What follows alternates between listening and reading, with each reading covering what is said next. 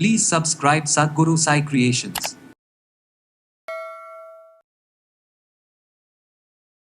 ஒவ்வொரு மதத்திலையும் ஒவ்வொரு விதமான மத சடங்குகள் இருக்கும். அதாவது மத சடங்குகள் அவங்க எதுக்காக பண்ணனா, பல வகையான தீட்சைகள் உங்களுக்கு கிடைக்கும் போது, இனிஷியேஷன்ஸ் கிடைக்கும் போது உங்களுடைய சோல் எனர்ஜி என்ன ஆகுது, நான் ரியூமட்டாய்டு வரலாம், கேன்சர் வரலாம், டயபெட்டிஸ் வரலாம். இந்த மாதிரியான விஷயங்கள் எல்லாத்துக்குமே பார்த்தீங்கன்னா ஹெல்த் வைஸ் இம்ப்ரூவ் ஆகணும் அப்படின்னா கொஞ்சம் உங்கள் கார்மிக் இஷ்யூஸை கொஞ்சம் குறைக்கணும். அதுக்கு இந்த மாதிரி இடங்களுக்கு நீங்கள் போனீங்க அப்படின்னா உங்கள் சோல் கர்மா அழிக்கப்படும். ஏதோ ஒரு தூண் பக்கத்தில் ஒரு அரை மணி நேரம் அமைதியாக கண்ண மூடி உட்காருங்க.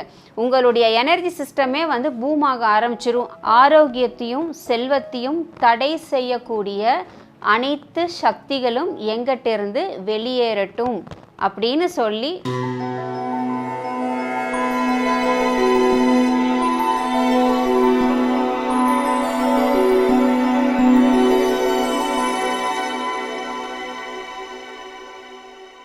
அனைவருக்கும் வணக்கம். நான் ஷாலினி எனர்ஜி ஹீலர். இன்னைக்கு வந்து ரொம்ப இன்ட்ரெஸ்டிங்கான டாபிக்குங்க.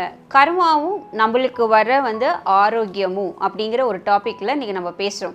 எதுக்காக இந்த கர்மா பற்றி தெரிஞ்சுக்கிறோம்? எக்கச்சக்கமாக வந்து கர்மான்னு நிறைய பேர் சொல்கிறாங்க. இந்த பேரை கேட்டாலே சிலரெல்லாம் சொல்கிறாங்க, எனக்கு டென்ஷன் ஆகுது இந்த பேரை கேட்டாலே அப்படின்னு. கர்மா அப்படிங்கிறது என்ன அப்படின்னா, நம்ம வந்து ஓவரால் லைஃப் டைம்னு ஒன்று இருக்குல்ல. இப்போ ஒருத்தர் வந்து ஒரு 60 வருஷம் 70 வருஷம் வாழ்கிறாங்க அப்படின்னா இந்த 70 வருஷம் மொத்தமாகவே அவங்களுக்குன்னு ஒரு குணாதிசயங்கள் இருக்கும் இல்லையா? ஸோ இந்த குணாதிசயங்கள் அது வந்து எப்படி வெளிப்படும்னா செயல்பாடுகளாக தான் வெளிப்படும்.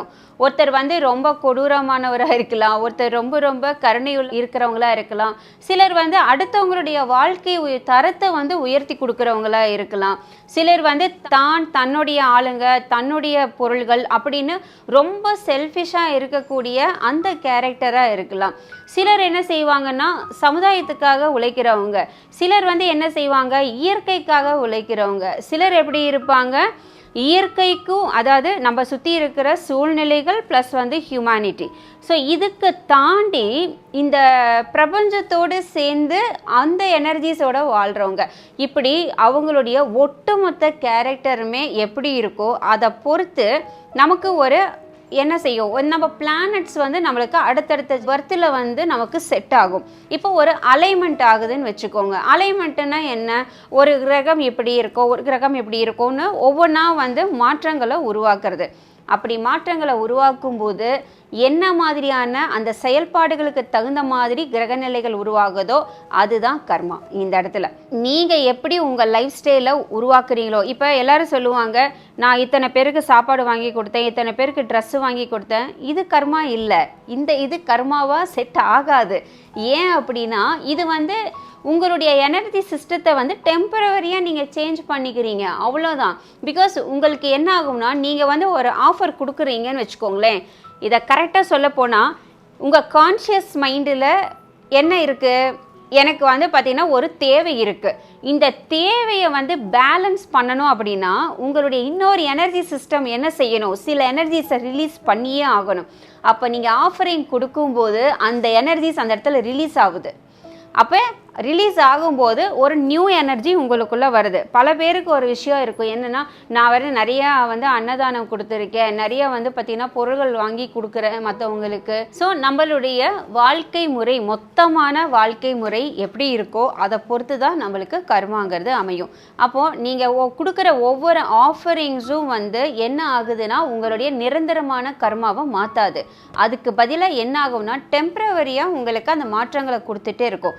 பட் நிரந்தரமான கர்மங்கள் மாறணும் அப்படின்னா இனிஷியேஷன்ஸ்னால மட்டும்தான் மாற்ற முடியும். பிகாஸ் இனிஷியேஷன்ஸுங்கிறது என்னன்னா தீட்சைகள் அப்படின்னு சொல்லுவாங்க. நீங்கள் நிறைய பேர் வந்து பார்த்தீங்கன்னா பேப்டிசம் பண்ணுறாங்க. இதே வந்து பார்த்தீங்கன்னா ஒவ்வொரு மதத்திலையும் ஒவ்வொரு விதமான மத சடங்குகள் இருக்கும். அதாவது மத சடங்குகள் அவங்க எதுக்காக பண்ணனா, ஒரு உயிர் வந்து தன்னோட மதத்தில் வந்துருச்சுன்னா அதை புனிதப்படுத்துறதுக்கு தான் வந்து அவங்க அந்த முதல் சடங்கை வந்து செய்வாங்க.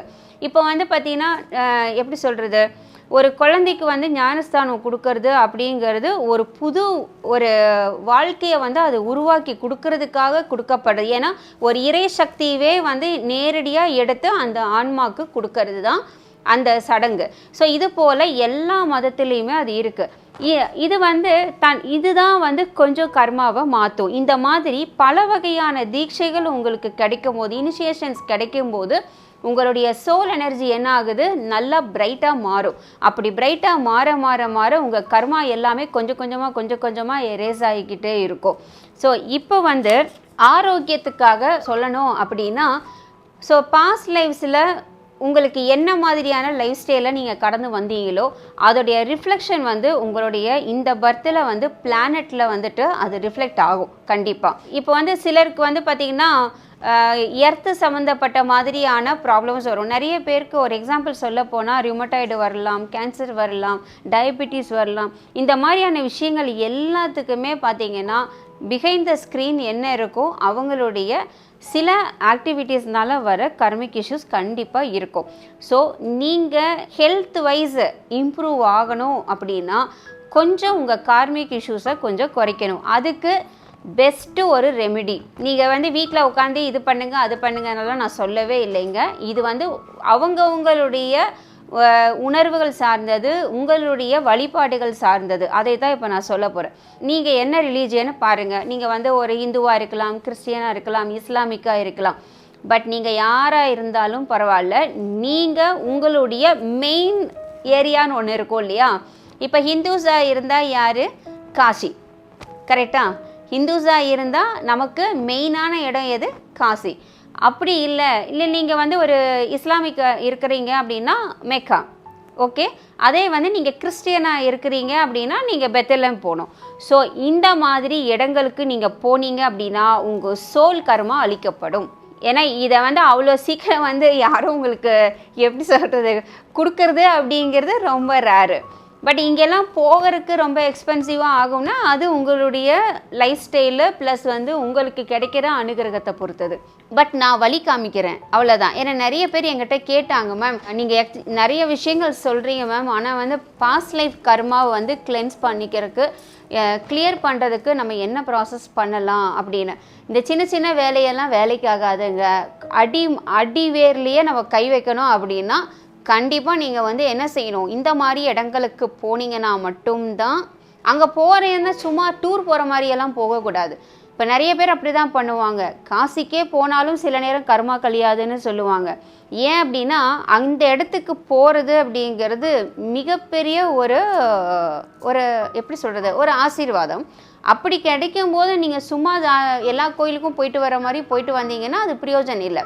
பட் அங்கே போய் அட்லீஸ்ட் ஒரு அமைதியான நிலைமையில் இருந்து உங்களுடைய பாஸ்ட் லைஃப்பில் என்னென்னலாம் நீங்கள் வந்து என்ன பண்ணியிருப்பீங்க, தவறுகள் செஞ்சுருக்கோமோ அது எல்லாமே, அதோடைய எனர்ஜி எல்லாமே என்னை விட்டு ரிலீஸ் ஆகட்டும் அப்படின்னு சொல்லி நீங்களாம் அந்த கமெண்ட் கொடுத்து உட்காந்து ஒரு மணி நேரம் டைம் ஸ்பெண்ட் பண்ணுங்கள். ஏங்க ஒரு ஃபிலிம் போனால் 3 மணி நேரம் உட்காந்துருக்குறாங்க. நிஜமாவே எப்படி தான் உட்காடுறாங்கன்னு புரியல. பட் நானும் ஃபிலிம் போவேன், இல்லைன்னு சொல்லலை. ஆனால் என்னென்னா ரொம்ப ரேரு. பட் எத்தனை பேர் ஒரு ஃபிலிம் போகிறாங்க, ஒரு வெளியில் அவுட்டிங் போகிறாங்க, எவ்வளோ டைம் ஸ்பெண்ட் பண்ணுறாங்க. நீங்கள் எந்த ஒரு கோயிலுக்கு போனாலும் அந்த இடத்துல வந்து நீங்கள் நினச்ச பாருங்கள், அட்லீஸ்ட் ஒரு மணி நேரம் டைம் ஸ்பெண்ட் பண்ணுறீங்களா? ஒரு அமைதியாக உட்காந்து டைம் ஸ்பெண்ட் பண்ணுறீங்களா? சுவாமியை பார்க்குறேன், நான் வந்து சாமிகிட்ட இதை கேட்குறேன் அதை கேட்குறேன்னு நீங்கள் வந்து அப்படி அவரை பிடிச்சி நெய்யன்னு அத்தனை கேள்வி கேட்குறீங்க. அந்த மனுஷன் பாவமாக இருப்பார் சொல்லப்போனால். ஆனால் ஒரிஜினலாக என்ன கேட்கணும் தெரியுமா? கோயிலில் போய் நீங்கள் கேட்கவே கூடாதுங்க. ஃபஸ்ட்டு திங், அமைதியாக நீங்கள் உட்கார்ந்தா போதும். நான் சொல்லியிருக்கேன் ஏற்கனவே, கோவிலுக்கு போனால் நடு பிரகாரத்தில் உட்காருங்க. அப்படி உட்கார முடியலன்னா ஏதோ ஒரு தூண் பக்கத்தில் ஒரு அரை மணி நேரம் அமைதியாக கண்ண மூடி உட்காருங்க. உங்களுடைய எனர்ஜி சிஸ்டமே வந்து பூமாக ஆரம்பிச்சிரும். அப்புறம் உங்களுக்கு என்ன தேவையோ அது எல்லாம் தானாகவே கிடைக்க ஆரம்பிக்கும்னு என்னோடய பழைய வீடியோஸில் நான் வந்து சொல்லியிருக்கேன். அதே போல தான். ஸோ நீங்கள் வந்து இந்த புனித ஸ்தலங்கள் போகிறீங்க அப்படின்னா அந்த இடத்துல நீங்கள் வந்து என்ன பண்ணலாம், 1 மணி நேரம் டைம் வந்து ஒரு தியானத்தில் உட்காருங்க. தியானம்னா ரொம்ப சிவியராக இல்லைங்க, ஜஸ்ட்டு உங்களை நீங்கள் ஃபோக்கஸ் பண்ணுங்கள், அவ்வளோதான். இது வரைக்கும் நீங்கள் அப்படி உட்கார்ந்தா உங்களுக்கே தோணும், நம்ம என்னென்னலாம் நம்ம பண்ணிட்டு வந்திருப்போமோ தெரியலையே, அப்படின்னு உங்கள் மைண்டே அதை வந்து உங்களுக்குள்ளே பேச ஆரம்பிக்கும். ஸோ என்னோடய பாஸ்ட் லைஃப்ஸில் நான் இந்த விஷயங்கள் பண்ணியிருக்கலாம், பட் அது எல்லாம் வந்து என்னை விட்டு வெளியே போகட்டும், என்னோடய உடம்பு ஆரோக்கியமாகட்டும், அதுக்கு ஆரோக்கியத்துக்கு என்னென்ன எனர்ஜிஸ் எனக்குள்ளே தங்கி இருக்குது அந்த எனர்ஜிஸ் எல்லாம் ரிலீஸ் ஆகட்டும் அப்படின்னு நீங்கள் வந்து கமெண்ட் பண்ணுங்கள். அது உங்களை விட்டு வெளியில் போகலைன்னா அப்புறம் கேளுங்க. இப்போ கூட இந்த நிமிஷம் நான் உங்ககிட்ட சொல்கிறேன், இப்போ ஒருவேளை நீங்கள் எல்லாருமே அந்த இடத்துக்கு போக முடியல. இப்போ நான் வீடியோ பார்க்குறவங்க எல்லாருமே வந்து உங்கள் வீட்டில் தான் இருப்பீங்க, இல்லை ஆஃபீஸில் இருப்பீங்க, எங்கேயாவது இருக்கலாம். பட் வந்து இந்த புனித ஸ்தலங்களுக்கு போக முடியாதுல்ல. இப்போ கண்ண மூடி உட்காந்து நீங்கள் வந்து நான் அந்த புனித ஸ்தலத்தில் நான் இருக்கேன், அந்த எனர்ஜியோடு நான் இப்போ கனெக்டடாக இருக்கேன். ஸோ என்கிட்ட இருந்து எனக்கு கஷ்டம் கொடுக்குற எந்த ஒரு எனர்ஜியாக இருந்தாலும் என்னை விட்டு படிப்படியாக வெளியேறட்டும்னு அப்படியே அமைதியாக உட்காந்து மனசுக்குள்ளே சொல்லி பாருங்களேன். எவ்வளோ விஷயங்கள் உங்களை விட்டு வெளியேறும்னு தெரியுமா? அது ஃபினான்ஷியலாக இருக்கலாம், ஹெல்த்தாக இருக்கலாம், ரிலேஷன்ஷிப்பாக இருக்கலாம், எத்தனையோ விஷயங்கள் ரிலீஸ் ஆகும். இந்த வேர்ல்டில் வந்து நிறைய மிஸ்டிக்கான விஷயங்கள் இருக்குது. பட் நம்ம கண்ணு முன்னாடி வந்து ஏதோ இந்த ஒரு கப்பு இருக்குது, இந்த கப்பு கண்ணு முன்னாடி தெரியறதுனால தான் இது கப்பு. ஆனால் இதுக்குள்ளேயும் ஒரு எனர்ஜி உருவம் இருக்குது தானே, அந்த உருவத்தை யாரும் பார்க்க முடியாது இல்லையா? பட் நம்மளோட வேலையெல்லாம் அந்த எனர்ஜி உருவத்தில் தான். அந்த காற்று மாதிரி இருக்கிறது, இந்த ரூம்குள்ளே காற்று இருக்குது, உங்களை கண்ணில் காமிக்க முடியுமா அந்த காற்று?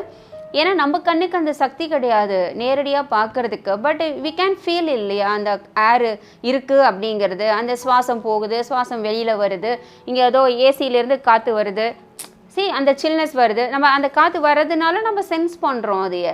அது போல தான் நம்மளுடைய கர்மாவும் அப்படி தான், நம்ம ஸ்பிரிச்சுவல் பாடியும் அப்படி தான். ஸோ புனித ஸ்தலங்களுக்கு போனீங்கன்னா கண்டிப்பாக இந்த மாதிரி ப்ராக்டிஸாக பண்ணுங்க. என்னென்னா ஒன்றும் இல்லை, அமைதியாக உட்காந்து எங்கிட்ட இருந்து எனக்கு ஆரோக்கியத்தையும் செல்வத்தையும் தடை செய்யக்கூடிய அனைத்து சக்திகளும் எங்கிட்டிருந்து வெளியேறட்டும் அப்படின்னு சொல்லி கமெண்ட் கொடுத்து அமைதியாக உட்காருங்க. எவ்வளோ நேரம் உட்கார முடியுமோ அவ்வளோ நேரம் உட்காருங்க. உங்ககிட்ட இருந்து பல எனர்ஜிஸ் வெளியில் போகும், டிஃப்ரெண்ட்டாக வெளியில் போகும். அது வந்து நீங்கள் உட்காந்து பண்ணி பார்த்தீங்கன்னா தான் தெரியும். ஆனால் ரிலீஸ் அதுக்கப்புறம் நீங்கள் ஒரு ஃப்ரெஷ்னஸ் ஃபீல் பண்ணுவீங்க. அதுக்கப்புறம் உங்களுக்கு வந்து பார்த்தீங்கன்னா என்ன ஆகும், நன்மைகள் நடக்கிறதுக்கு அது வந்து வழி செஞ்சு கொடுக்கும். என்றைக்குமே நோய் வந்ததுக்கு அப்புறம் தான் தெரியும் வாழ்க்கையோட கஷ்டம் எவ்வளோன்னு, வறுமை வந்ததுக்கு அப்புறம் தான் தெரியும் வாழ்க்கை எவ்வளோ கஷ்டம்னு. காசு இல்லைன்னா யாரும் மதிக்க மாட்டாங்க, ஆரோக்கியம் இல்லைன்னா யாரும் நம்மளை வந்து என்ன செய்ய மாட்டாங்க, ஓரளவுக்கு மேலே தாங்க மாட்டாங்க. ஸோ எனக்கு இதெல்லாம் நான் சொல்லி கொடுக்குறேன், இதை செஞ்சால் உங்களுக்கு நல்லது, செய்யலைன்னா எனர்ஜிக்கு நல்லது, அவ்வளோதான். அது பாட்டுக்கு அமைதியாக இருக்கும். நீங்கள் வந்து சென்ஸ் பண்ணுற விஷயங்களை நீங்கள் சென்ஸ் பண்ணிக்கிட்டே இருக்க வேண்டியது தான். ஸோ இதுதான் நடக்கும். அதனால என்னென்னா நான் சொல்லி கொடுத்த இந்த விஷயத்த பண்ணுங்கள். ஆரோக்கியங்கிறது தானாக வந்து சேரும். ஏன்னா பல பேர் வந்து கேன்சரில் அவதிப்பட்டு இருப்பாங்க, பல பேர் வந்து டயபெட்டிஸு, பிபி, ரிமட்டாய்டு, கண் பிரச்சனை, இல்லை நிறைய பேர் வந்து பார்த்திங்கன்னா ஒரு மனநிலை வந்து குளறுபடி ஆகிறது. அடுத்தது வந்து எதுவுமே இருக்காது, ஆனால் டைஜஷன் ப்ராப்ளம் இருக்கும். நிறைய பேருக்கு ஸ்பைன் ப்ராப்ளம் இருக்கும். ஒவ்வொருத்தருக்கும் ஒவ்வொரு மாதிரியான பிரச்சனைகள். இதுக்கு எல்லாத்துக்குமே ரீசன் வந்து பார்த்தீங்கன்னா பிஹைண்ட் த ஸ்க்ரீன் எனர்ஜிஸ் தான் இருக்கும். ஆனால் different kind of energies, same energy இல்லை, வித்தியாசமாக. அதுக்காக தான் நான் சொல்கிறேன். நீங்கள் யாருமே வந்து உங்கள் புனித ஸ்தலங்களுக்கு போக முடியல அப்படின்னா அதை பற்றி வருத்தமே படாதீங்க. நீங்கள் இருக்கிற இடத்துல இருந்து இப்போ தான் நான் தான் சொல்கிறேன்ல, அந்த எனர்ஜி வந்து கனெக்ட் ஆகும். ஏன்னா உங்களுக்கே தெரியும், நான் ஒரு அசென்ஷன் டீச்சர், அப்புறம் வந்து ஏஞ்சல் டீச்சர்னு தெரியும். டீச்சர் அப்படின்னா வந்து ஒரு சாதாரணமாக இந்த ரேக்கி சொல்லி கொடுக்குற அந்த மாதிரி இல்லை. இது வந்து பார்த்திங்கன்னா லைஃப் சொல்யூஷன் கொடுக்கறது, இது வந்து ஹையர் லெவல் எனர்ஜிஸ் கொடுக்கறது. என்னுடைய கனெக்டிவிட்டி உங்களுக்கு கண்டிப்பாக அது வரும். சரிங்களா? அப்போ நீங்கள் நினச்சிக்கோங்க, எப்படின்னா விஷுவலைஸ் பண்ணுங்கள். உங்களுடைய புனித ஸ்தலங்களில் நீங்கள் இருக்கிற மாதிரி விஷுவலைஸ் பண்ணுங்கள், அது கனெக்ட் ஆகும். அப்போ நீங்கள் சொல்லுங்கள், என்னோட ஆரோக்கியத்தையும் செல்வத்தையும் என்னுடைய உறவுகளையும் பாதிக்கக்கூடிய எந்த ஒரு சக்தியாக இருந்தாலும் என்னை விட்டு வெளியேறட்டும், நான் அதுக்கு அனுமதிக்கிறேன் அப்படின்னு சொல்லணும். அந்த மாதிரி மனசுக்குள்ளே சொல்லி ஒரு 5 நிமிஷம் 10 நிமிஷம் அப்படியே அமைதியாக உட்காருங்க. உங்கள் உடம்புல இருந்து மொத்தமாகவே கொஞ்சம் கொஞ்சமாக ரிலீஸ் ஆகிறத உங்களால் சென்ஸ் பண்ண முடியும். பட் இது வந்து உங்கள் உடம்பே வந்து கொஞ்சம் ஆறான்னு சொல்லுவோம் இல்லையா, நம்மளுடைய எலக்ட்ரோ மேக்னெட்டிக் ஃபீல்டு. அந்த ஃபீல்டு வந்து இப்படி எக்ஸ்பேண்ட் ஆகும், பெருசாகும். இப்போ சுருங்கி போய் இருக்கிற உங்கள் ஆரா வந்து பார்த்திங்கன்னா இப்படி எக்ஸ்பேண்ட் ஆகும். ஸோ அதனால் இந்த ப்ராக்டிஸ் வந்து கண்டிப்பாக பண்ணுங்கள், ரொம்ப அருமையாக இருக்கும். இதை எவ்ரிடே நீங்கள் பண்ண உங்கள் லைஃப்பில் நிறைய மாற்றங்களை பார்ப்பீங்க. ஏன்னா என்னோடய வீடியோவில் ஏற்கனவே நிறைய பேர் பண்ணி ஃபாலோ பண்ணுறீங்க. பட் உங்கள் எல்லாருக்குமே ரொம்ப ரொம்ப தேங்க்ஸ். ஏன்னா சொல்கிற விஷயங்களை ஒரு பொழுதுபோக்காக பார்க்காம அதை இம்ப்ளிமெண்ட் பண்ணுறீங்க பார்த்தீங்களா, ரியலி சூப்பர் கேரக்டர். அது உண்மையாலுமே இந்த மாதிரி ஒரு விஷயம் நீங்கள் எல்லோரும் பண்ணுறது என்னை இன்னும் நிறையா விஷயங்களை உங்களுக்கு சொல்லிக் கொடுக்கறதுக்கு என்னைய உண்மையாகவே இன்ட்யூஸ் பண்ணுது. நிறைய யூனிவர்ஸ் கைடன்ஸு எந்த விதமான என்ன சொல்கிறது ஒரு ப்ரிப்ரேஷனும் இங்கே இல்லை. இங்கே இப்போ இந்த இடத்துல யூனிவர்ஸ் உங்களுக்கு என்ன சொல்லி கொடுக்கணும்னு எனக்கு கைடன்ஸ் கொடுக்குறாங்களோ அது அப்படியே நான் உங்களுக்கு வந்து நான் டெலிவர் பண்ணுறேன். இதுதான் நடந்துகிட்ருக்கு. ஸோ யூனிவர்ஸ் தான் உங்களுக்கு டீச் பண்ணுது. ஸோ என்ன அதுக்கு நான் வந்து ஒரு டூலாக தான் நான் யூஸ் ஆகிட்டுருக்கேன். அதனால் யூனிவர்ஸ் கொடுக்குற விஷயங்களை ஃபாலோ பண்ணுங்கள். உங்களுடைய லைஃப்பில் வந்து அடுத்தடுத்த ஸ்டெப் மூவ் பண்ணிகிட்டே இருங்க. என்னோடய நெக்ஸ்ட் வீடியோவில் இன்னும் கொஞ்சம் இன்ட்ரெஸ்டிங்காக வேற ஒரு டாப்பிக்கில் நான் மீட் பண்ணுறேன். நன்றி, வணக்கம்.